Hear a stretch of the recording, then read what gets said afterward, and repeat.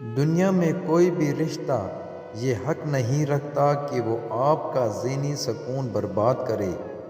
ہر ایسے رشتے سے دور ہو جانا چاہیے جو آپ کی ذہنی اذیت کا باعث بنتا ہے۔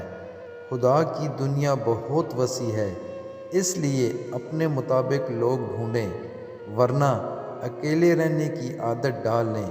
اپنے سکون پر کم از کم کمپرومائز نہ کریں۔ کبھی خوشی سے چمکتی تھیں آئینے کی طرح، اور اب یہ آنکھ اذیت سے لال کی ہوئی ہیں۔ جنم لیا تھا خزاں رت میں جس اداسی نے، ذرا حساب لگا کتنے سال کی ہوئی ہے۔ لوگ کہتے ہیں کسی کا انتظار بہت اذیت ناک ہوتا ہے، اور کچھ لوگ کہتے ہیں کسی کو بھلانا بہت اذیت ناک ہوتا ہے۔ میں کہتا ہوں سب سے زیادہ اذیت ناک یہ ہے کہ آپ کو پتہ ہی نہ ہو کہ آپ کو بھلانا ہے یا پھر انتظار کرنا ہے۔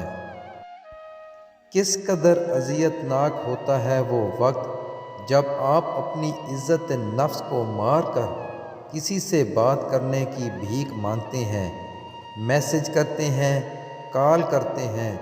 پتہ ہے جو لاکھ منانے پر بھی جانا چاہتے ہیں، پھر ان کے لیے آسانی پیدا کیجیے، انہیں رستہ دیجیے، کیونکہ میں ایک بات جانتا ہوں، آپ پیسے سے دنیا کو خرید سکتے ہیں مگر عزت نفس کو نہیں، کیونکہ عزت نفس بے انمول ہوتی ہے۔ زندگی میں دو چیزوں کی کمی انسان کو اذیت میں ڈال دیتی ہے، ایک رات کی نیند، اگر نیند نہیں تو چہرہ بگڑ جاتا ہے، دوسرا من پسند شخص میسر نہ ہو تو زندگی بگڑ جاتی ہے۔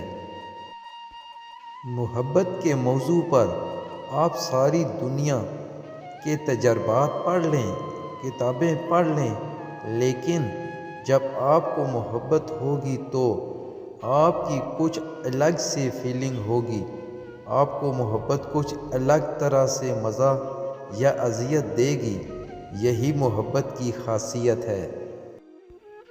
انتظار ایک اذیت ہے، پھر چاہے ہاتھ میں موبائل پکڑے کسی کے میسج کا ہو، چوکھٹ پر بیٹھے کسی کے لوٹ آنے کا ہو، بستر پر لیٹ کر نیند کا ہو، یا زندگی سے ہار کر موت کا ہو۔